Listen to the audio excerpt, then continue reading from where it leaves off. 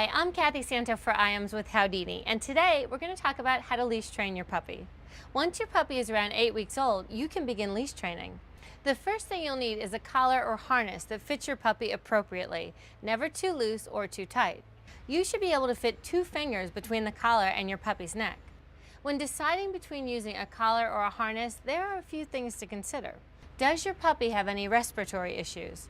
Does your puppy pull when being walked on leash? Use a harness or head halter if your puppy pulls on leash or has respiratory problems. Before you can jump right into training, you'll need to get your puppy used to wearing a collar and having the added weight of a leash. The best thing to do is have him wear the collar or harness and leash around the house so he becomes used to the feeling. Be sure to keep an eye on your puppy to make sure he doesn't get trapped, caught, or accidentally injured. If your puppy is noticeably struggling or looks scared, start off with a shoelace or a small piece of rope so he can get used to dragging only a little something around.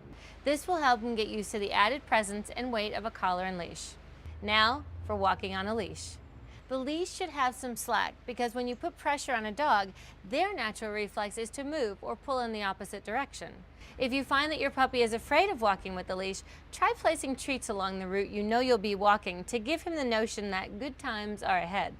That way he learns to focus on what's ahead of him with curiosity and not fear.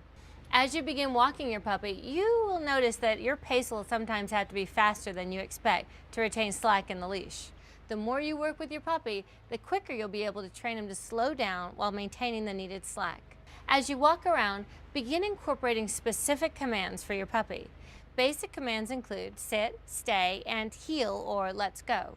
Do your best to remain consistent with your commands and guide your puppy through the learning process. For example, when you say sit, guide your puppy to sit until the command is recognized by the puppy. When you say heel, make sure your puppy is obeying your command before you start walking again.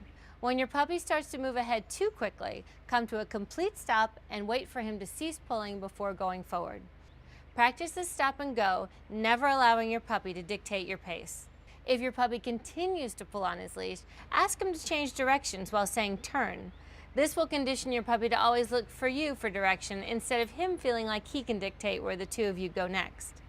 I also like to run backwards and then switch to a different direction. This gets your puppy excited about chasing you. Remember to reward your puppy when he does the right thing so that he begins to understand what you're asking him for. If your puppy still isn't catching on, try upgrading your treats, practicing in an area with fewer distractions, or working on more basic commands. Leash training takes time and patience. Both you and your puppy may get frustrated during the learning process.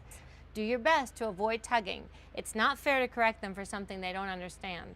As your dog enters adolescence and clearly knows the difference between right and wrong, it's okay to give a slight occasional tug on his leash if he insists on being difficult. If you remain patient and consistent with your puppy, he'll be leash trained in no time. I'm Kathy Santo for IAMS with Howdini, and I hope that you found this helpful as you welcome your new addition to your family. For more information on puppy care and training, visit iams.com/puppy.